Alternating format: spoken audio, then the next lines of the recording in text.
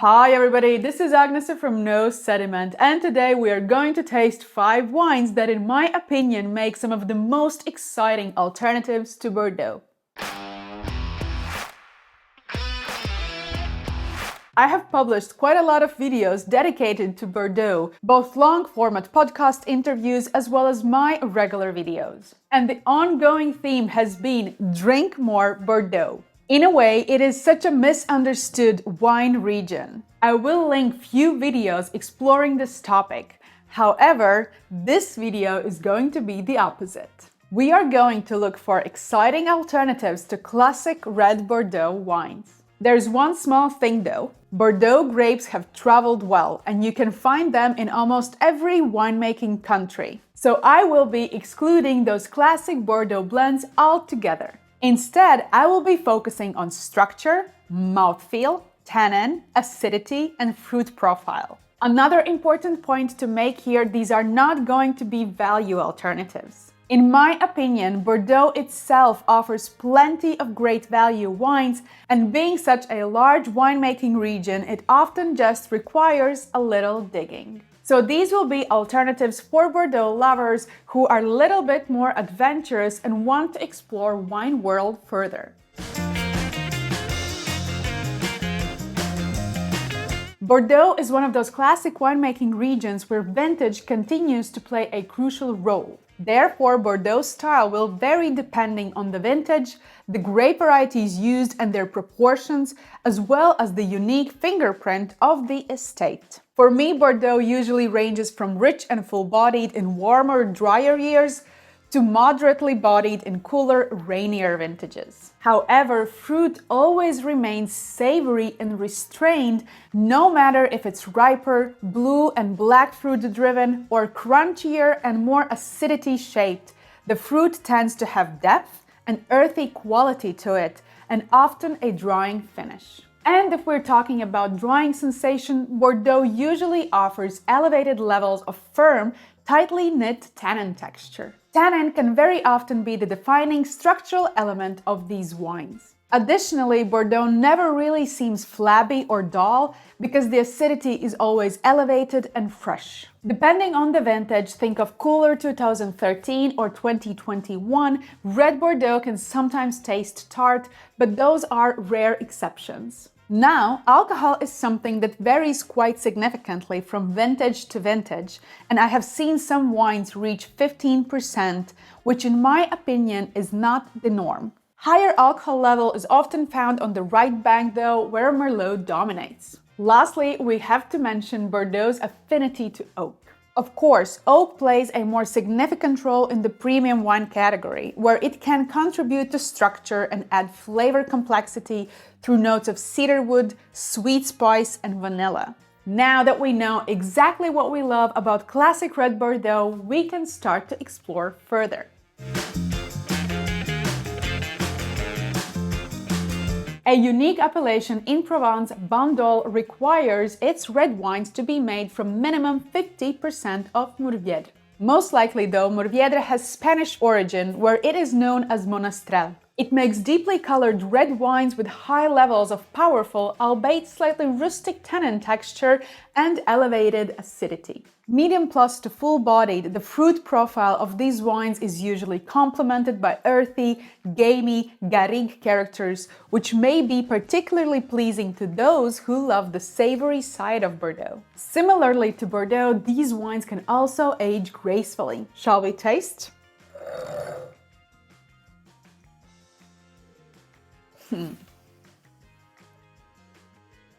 I don't know what it is. Is it all the theory that I just told you and it influenced my nose? But this wine indeed does smell of garrigue, of dried Mediterranean herbs and gamey flavors. However, it also does not show shortage of blue and black fruit. We do have plums and blueberries and blackberries, wild ones here. But they are in a perfect balance. You have that fruit flavor and you have that earthiness. Spicy wine.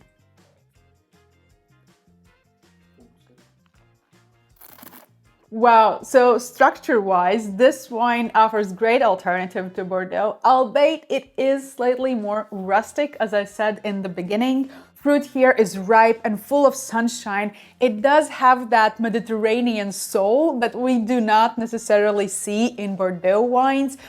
Juicy, lively acidity, firm, powerful, richly textured. That tannin texture is slightly sandpaper-like, but I like it here. It suits well in this wine. This specific wine comes from my iconic producer, Domaine Tempier, and we have here around 75% of Mourvèdre. And to add that juiciness, which this wine really has, especially on the mid palate, you have additions from Grenache, Syrah, Cinsault, and I will give this wine 92 points. Taurasi is an appellation in Campania, Italy, made from one of Italy's greatest red grapes, Aglianico. Similarly to Mourvèdre, Aglianico is a grape variety with the ability to retain good acidity, therefore its wines remain fresh and full with energy despite being grown in relatively warm and dry conditions. In addition, wines are full and rich in body with high levels of distinct drying tannins. As with Bordeaux, these wines show fruit flavors, but that fruit is usually complemented by savory characters of tar, leather, and game, creating more complex and richly flavored wine. Alright, so let's see for ourselves. Sometimes Aglianico is compared with Sangiovese and Nebbiolo. It is considered to be one of the greatest red grape varieties of Italy amongst these two as well. However, the most distinctive thing about Aglianico is that it is so much deeper in color than you would ever expect for Nebbiolo or Sangiovese to be. It is almost also shyer a little bit on the nose. We have richer, riper black fruit flavors, but they are not overt or in your face or screaming out loud. They're just ripe and full of juices, but they're relatively shy. There is this distinct savory character as well, like leather and maybe, like, I don't know, horse or horse saddle, if that makes sense. Like slightly sweaty character to it. But in no way it is unattractive, and it also does not reflect anything of Brett or Brettanomyces here. It is fruit and it is quite fresh, but there's that savory depth to this wine. Yeah, and some pine needle or like forest floor to it. Let's taste it. The acidity is elevated, mouth-watering, tannin is firm, it has power and it covers all the mouth, it adds the frame to that shyish fruit. It shows that distinct savory character, and I'm not the greatest fan of that kind of vocabulary, but I would also like to describe this wine as smoky, like having that smoky, flinty character to it. I think it offers great alternative to Bordeaux wines. It has maybe almost more energy to it and definitely Italian soul with that elevated acidity and that firm, almost loud tannin texture. And I will give this wine 91 points.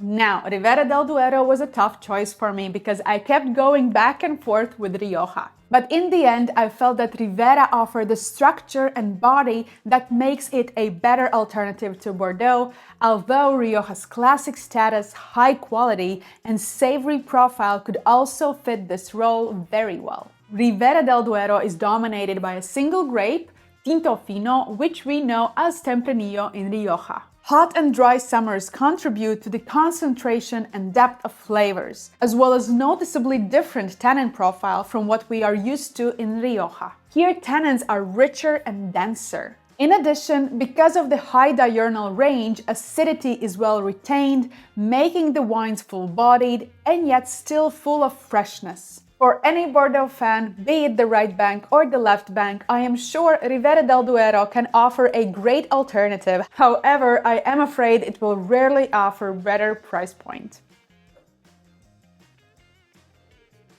Ah, the intensity, the loudness on the nose, especially if you compare it with the previous wine.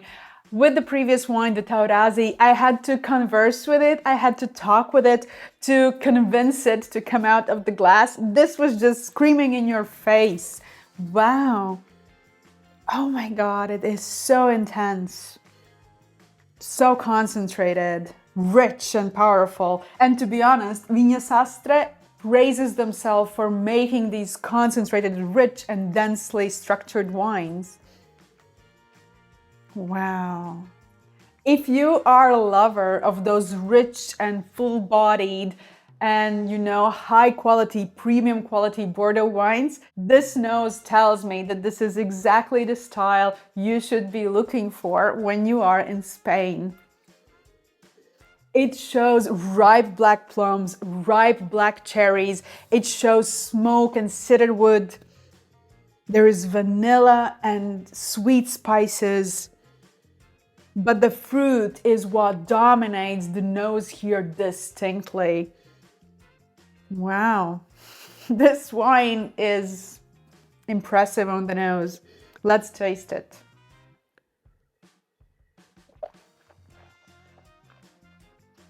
I think this is where the greatness of Ribera del Duero wines really lay, because on the nose it was so expressive, so powerful. In a way, I could almost mix it with New World wines, wines from Napa maybe, like warmer, drier climates, sunnier climates for sure. But then you taste it and it is so savory. It has concentration, not only with fruit and tannin and body, but also concentration of acidity. It is in no way flabby or sweet tasting. It has that enormous freshness. The tannin here, as I said in the introduction, it is densely packed, sweet and ripe, but also savory at the end. This is a magnificent wine. It certainly kicks ass. It offers great alternative to top Bordeaux wines. I will give this wine a 96 points.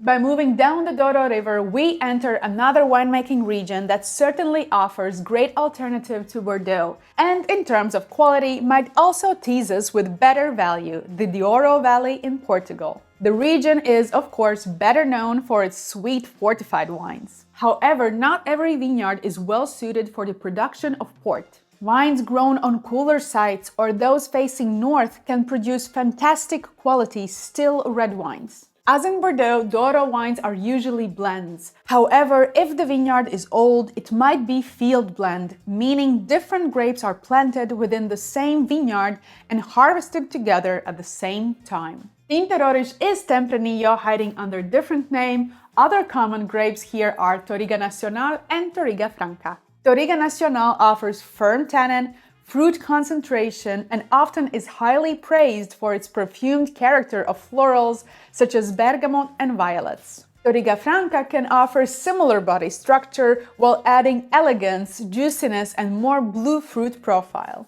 I'm afraid I might have made small mistake in terms of which wine I taste after which wine, because the previous Ribera del Duero was 15% alcohol. I did not notice though it was well integrated within the wine. This one is 12%. It of course is interesting how Niepoort has achieved that and what they do in the vineyards. They definitely harvest grapes a bit earlier. And as I told you in the introduction, sometimes these grapes are grown in cooler sites, higher elevation, maybe northern slopes. So let's taste it. I really hope I judge you fairly because of course coming after that richness and intensity, something lighter, also alcohol-wise, might seem less intense or maybe not as concentrated or more diluted because you compare it with the previous wine. But we also have to be fair, the previous wine was 4 times more expensive than this one. So, well, on the nose, this wine definitely doesn't seem that shy. It shows red berries, blueberries, all fresh and juicy and crunchy, and it does not lack in concentration, not at all. So that is a good sign coming from that previous wine and still stand proudly, at least in aroma. That's a very good indication. I do feel slight floral character here. I'm not sure if we have Touriga Nacional here. This is made of field blend, so there are a variety of grapes, within a single vineyard, and then they are harvested. But there's also some smoky element to it, some earthy flavors, black earth, turned earth, black tea as well. It could also come from the stem inclusion in the fermentation. Sometimes we get that tea character in the wines as well. So let's taste it.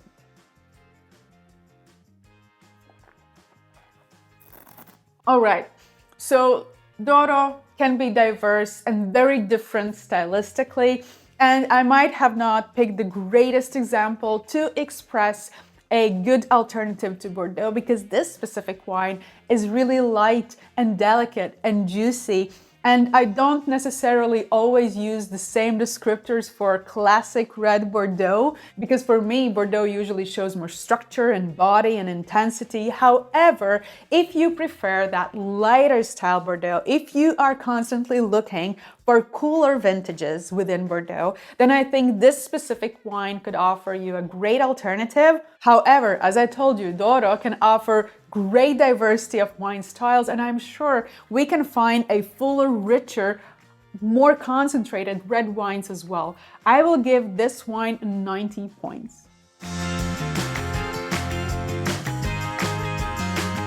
Some of you might fight back here since I said I would be focusing on non-Bordeaux grape varieties. And Malbec is, of course, one of the permitted grapes of Bordeaux. And yet it covers only around 2% of Bordeaux vineyard plantings, so I decided to go for it. Nowadays, Malbec's principal home is Argentina. It also offers generous tannin structure, and especially when grown at higher elevation, it shows elevated levels of juicy, lively acidity. While its fruit might seem brighter and sweeter, it almost always shows a floral character on the nose, while on the palate, especially on the finish, it can offer distinctly savory, almost earthy depth. Alright, let's taste the last wine, Chakana Malbec from Altamira in Uco Valley. This wine comes from vineyards that are at the elevation of 1,100 meters, and believe me, it is not the highest vineyard in Argentina. They can have vineyards quite high in elevation. If I'm not mistaken, some of the highest vineyards are above 3,000 meters. All right, I'm quite fascinated by the color, because for me personally, Malbec usually shows that really deep, inky violet color usually. This is not as inky, not as deeply colored. So maybe the color here could indicate that this will be a bit more elegant, maybe not as extracted a wine. However, on the nose, it does show intensity. We have blueberries, we have blackberries, we have violets and some floral character as well. But it also shows that earthy, no, not necessarily earthy, but more like smoky character to it, like tobacco leaf and toast. Let's taste the wine. It would be absolutely silly of me to tell you that this is not a good alternative to Bordeaux. After all, Malbec is one of the Bordeaux red grape varieties. This is an interesting example because it is not as fruit-driven. It shows more of that earthiness, that savory profile of Malbec, which we might not see as often in the examples of Argentinian Malbecs. Maybe those earthy, savory flavors are more associated with Cahors in France. And what is super interesting, which I noticed while I was talking with you, is that really high, mouth-watering acidity. My saliva kept coming back and back and back, and I felt like it was almost difficult to finish a sentence. That most likely is due to the elevation where these wines have been grown. The tannin texture for this wine was not as firm. It is riper, sweeter, and plays more like a structural element, just adding a bit of backbone to the fruit. You know, the fruit, as I told you, is not as crystalline or ripe or expressive as sometimes we feel in Malbec. So you don't necessarily have to have that firm and like full, rich tannin texture as well. I will give this wine 92 points. Thank you very much for watching this video. Let me know in the comment section below what are your non-Bordeaux grape variety alternatives to classic red Bordeaux. And of course, watch this video next.